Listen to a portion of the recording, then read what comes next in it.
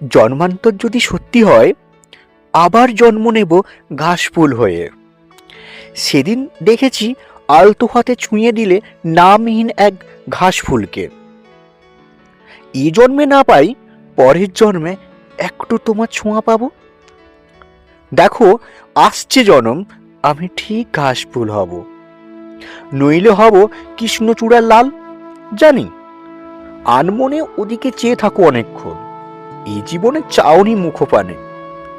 আসছে জনম ঠিকই দেখো কৃষ্ণচূড়া হব।